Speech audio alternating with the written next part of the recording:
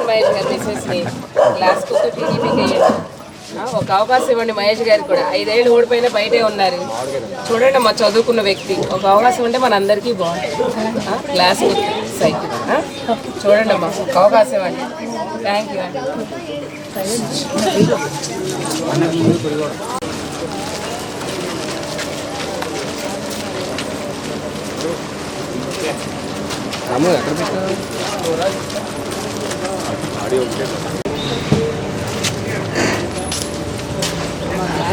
గారికి సపోర్ట్ చేయాలి మనం అందరూ. ఈసారి మహేష్ గారి కింద సారి ఓడిపోయిన ఈసారి మనకి చూడండి ఒక అవకాశం.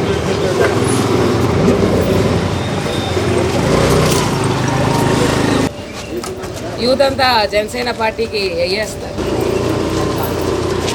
నమస్కారం, నా పేరు తిరుపతి అనుష. ఈరోజు ఇంటింటికి జనసేన టీడీపీ కార్యక్రమంలో పోతిన మహేష్ గారి ఆధ్వర్యంలో వారి సతీమణి పోతిన విజయలక్ష్మి గారు ఈ రోజున 43వ డివిజన్లో ఓల్డ్ ఎంఐజీలో పర్యటించడం జరిగింది. ఇక్కడ ప్రజలందరూ కూడా ఎంతో చక్కగా ఆహ్వానిస్తున్నారు. ఎప్పుడెప్పుడు ఈ జగన్మోహన్ రెడ్డి గారి చెత్త పరిపాలన ముగిస్తుందా, ఎప్పుడెప్పుడు జనసేన టీడీపీ ప్రభుత్వం వస్తుందా అని చెప్పి ప్రతి ఒక్కళ్ళు కూడా వెయ్యి కళ్ళతో ఎదురు చూస్తున్నారు. అందరూ కూడా జగన్మోహన్ రెడ్డి గారి పరిపాలన విసిగిపోయి ఉన్నారు. పెన్షన్లు రాక, ఆధార్ కార్డులు లేక, డెత్ సర్టిఫికెట్లు ఇవ్వక, కనీసం లోకల్లో ఉన్న కార్పొరేటర్ కూడా చేతగాని వాళ్ళని పరిపాలనకి అందజేశారని చెప్పి ప్రతి ఒక్కళ్ళు కూడా బాధపడడం జరుగుతుంది. ఇక్కడ మెయిన్గా అండర్ గ్రౌండ్ డ్రైనేజ్ ప్రాబ్లం కొన్ని సంవత్సరాల నుంచి కూడా బాధపడుతున్నారు.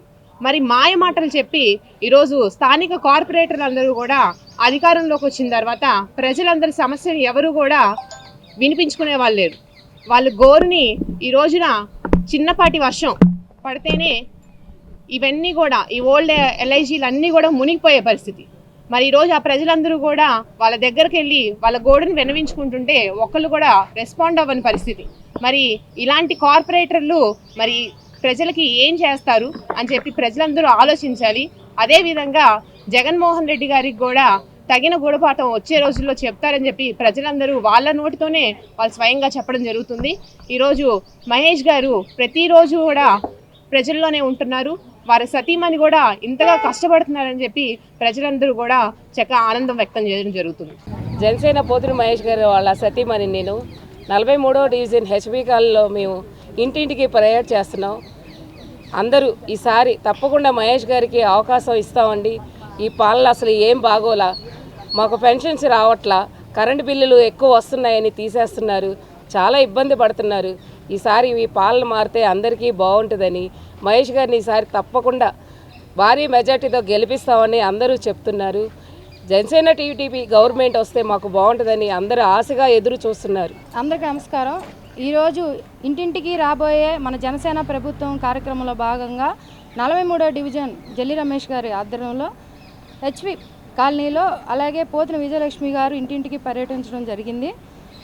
ఇవాళ ప్రజలు మా పోతిన విజయలక్ష్మి గారిని ఆహ్వానించి ఇంట్లో కూర్చోబెట్టి వాళ్ళే తెలియజేస్తున్నారు, మేడం మా ఈసారి మేము జనసేన టీడీపీ ప్రభుత్వంకే ఓట్లు వేసేది, ఈ వైఎస్ జగన్మోహన్ రెడ్డి వల్ల మేము ఇసిగిపోయాం, మాకు పెన్షన్ తీసేశాడు, మాకు సరిగ్గా వాటర్ సరిగ్గా అందుబాటులో లేదు, చిన్నవి కూడా మాకు అందుబాటులోకి ఇవ్వలేని ఈ చెత్త వైఎస్ఆర్సీపీ ప్రభుత్వం ఎప్పుడు పోతుందా అని మేము ఎదురు చూస్తున్నాం.